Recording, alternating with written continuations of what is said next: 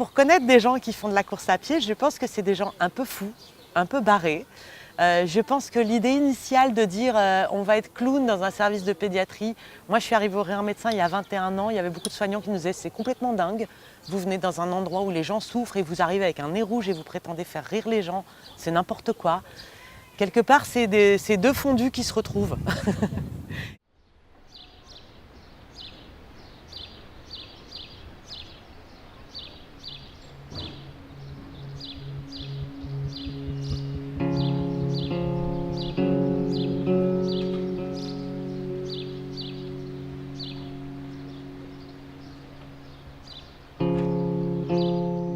En 2014, je découvrais l'Ultra Trail du Mont Blanc.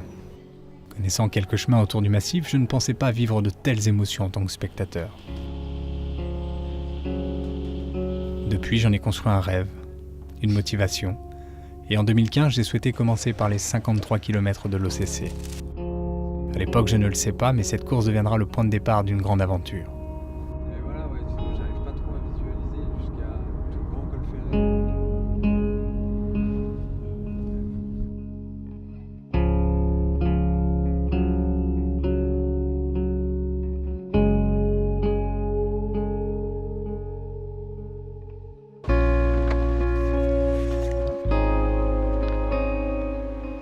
Au moment de l'inscription, j'ai découvert qu'on pouvait courir solidaire pour une association de son choix. En tant que comédien, je me suis tourné vers le Rire Médecin. L'idée de penser que des clowns pouvaient faire rire des enfants atteints par la maladie, ça ne pouvait pas mieux coller.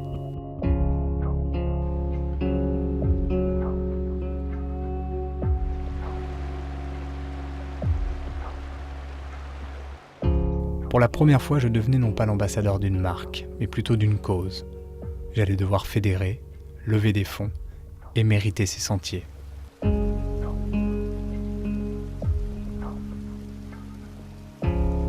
L'investissement n'était plus uniquement physique, il devenait humain et responsable.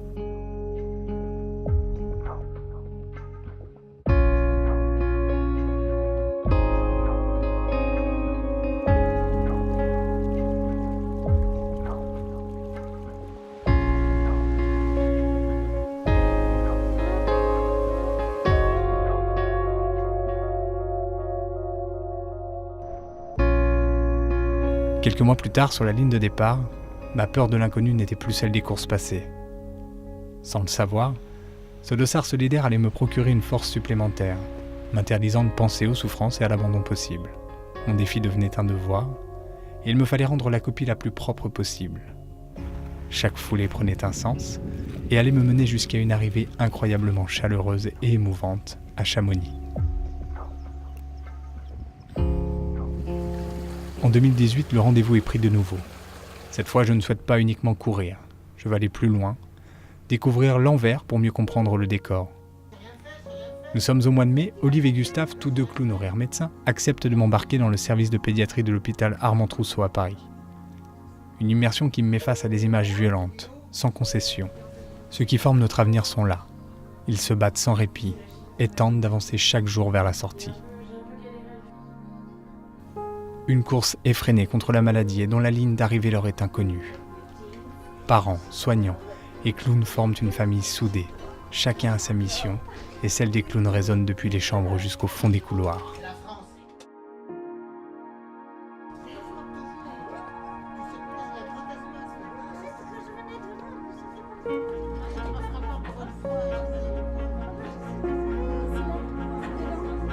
À quoi je tiens beaucoup en tant que comédienne, c'est que le clown, il est l'auteur de son personnage, il en est le metteur en scène. Le meilleur exemple que j'ai, c'est Charlot par rapport à Charlie Chaplin. Et c'est vrai qu'à l'hôpital, le retour est hyper direct. C'est-à-dire que quand on rentre dans la chambre d'un enfant qui est au fond du lit et déprimé, etc., qu'on sort au bout de 10 minutes et qu'il se lève parce qu'il va jouer avec ses parents, parce qu'il a des trucs à faire et des trucs qui le font rigoler, ce pourquoi on est venu, on ne se pose plus la question, quoi. Et ce pourquoi on fait ça, on ne se pose pas la question. Les soignants nous disent beaucoup que la présence des clowns les aide à retrouver ce pourquoi ils ont choisi la pédiatrie, c'est-à-dire le jeu, l'humour, la fantaisie, la pédiatrie et les clowns. Il y a un ensemble qui va vers ça. Il y a des courses solidaires qui se font, il y a des gens qui ont des gestes vers nous pour nous soutenir qui sont fabuleux. Donc oui, à la fois on se dit il faut se battre parce que rien n'est gagné. Et en même temps, ça fédère des énergies auxquelles on ne s'attendait pas du tout.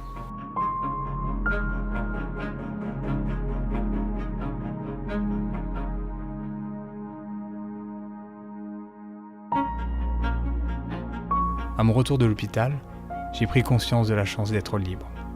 Ma réflexion fut de courte durée.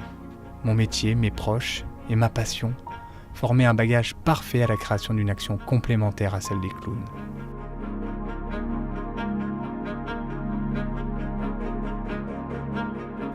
Nous nous sommes mis en marche sur les chemins de l'UTMB, non loin du refuge de la Croix du Bonhomme. L'idée était de vivre une expérience nouvelle, intense et productive. Tels des oiseaux, nous allions au petit jour faire voler nos caméras volantes dans un décor qui, je l'espère, serait au rendez-vous.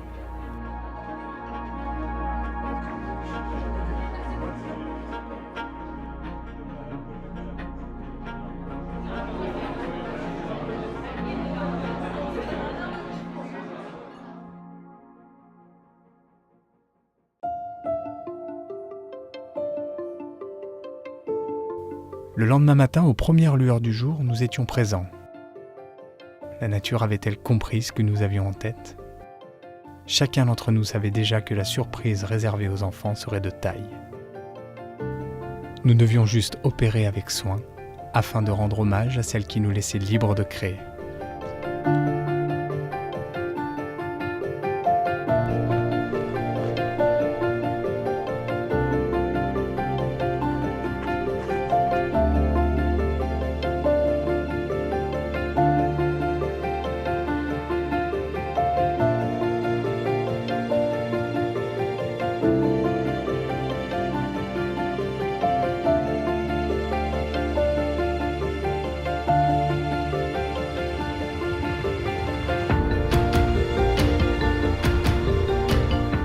De retour à Paris, nous avons traité les images. Autorisation en main, nous sommes retournés à l'hôpital Armand Trousseau.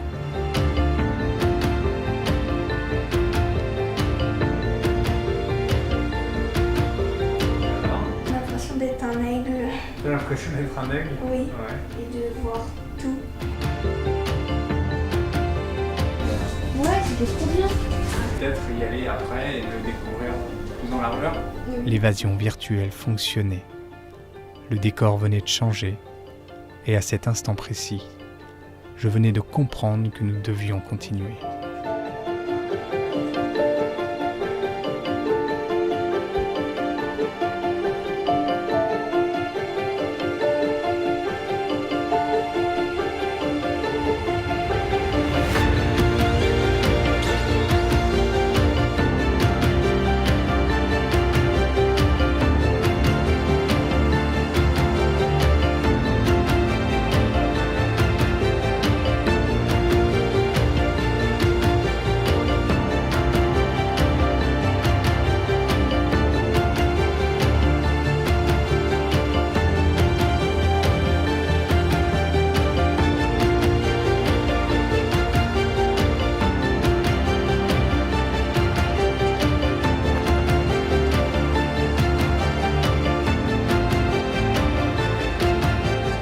À présent, l'évasion virtuelle existe. Nous l'avons initiée basket au pied.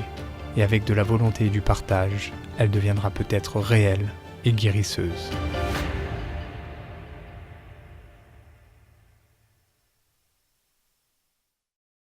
Je voudrais avoir la certitude que les enfants qui traversent ce qu'ils traversent dans la maladie, dans la migration, qu'il y ait toujours des adultes qui se posent la question de qu'est-ce qu'on va leur proposer qui va être le plus juste pour les aider à traverser ça et à se construire comme des êtres humains, des adultes dignes, responsables et heureux de vivre.